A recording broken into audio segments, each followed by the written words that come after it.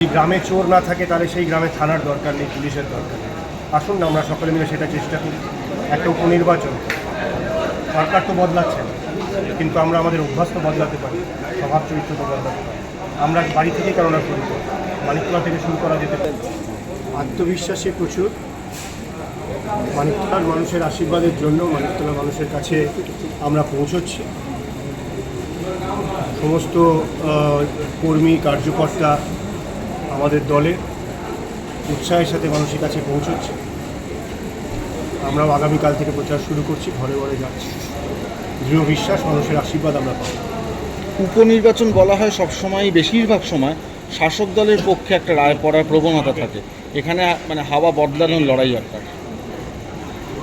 আশা করব মানুষ চাইবে, দীর্ঘ কয়েক দশক ধরে এক দল এবং একজন বিধায়ককে দেখেছে তারা।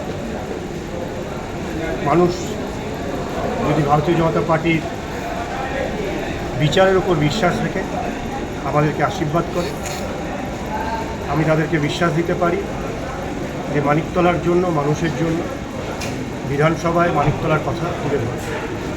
আপনার কাছে নতুন প্রতিপক্ষ, তাকে কিভাবে দেখছেন? আমি এর আগেও বেশ কয়েকবার বলেছি, উনি একজন মহিলা, বয়োজ্যেষ্ঠা আমার থেকে, সদ্য স্বামীহারা হয়েছে।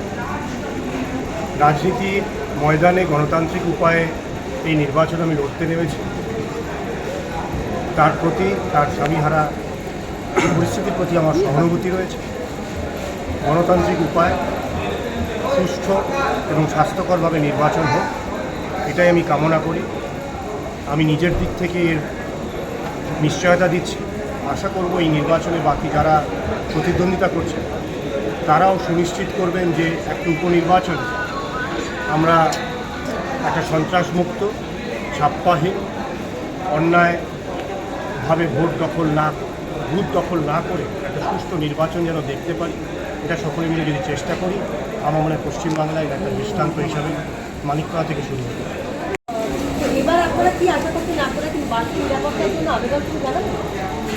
আমি এই কথা বললাম, যদি প্রত্যেক প্রার্থী সুনিশ্চিত করে যে প্রার্থীর দিক থেকে বা দলের দিক থেকে কোনো সন্ত্রাস হবে না, তাহলে তো বাড়তি নিরাপত্তার প্রয়োজনই না। যদি গ্রামে চোর না থাকে তাহলে সেই গ্রামে থানার দরকার নেই, পুলিশের দরকার নেই। আসুন না আমরা সকলে মিলে সেটা চেষ্টা করি। একটা উপনির্বাচন, সরকার তো বদলাচ্ছে না, কিন্তু আমরা আমাদের অভ্যাস তো বদলাতে পারি, স্বভাব চরিত্র তো বদলাতে পারি। আমরা বাড়ি থেকেই কেননা শুরু করি, মানিকতলা থেকে শুরু করা যেতে পারে।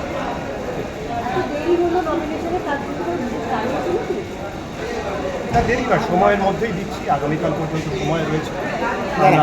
বলছে আজকে অনেকটা সময় লাগলো আপনার? না, কাগজপত্র দিচ্ছি।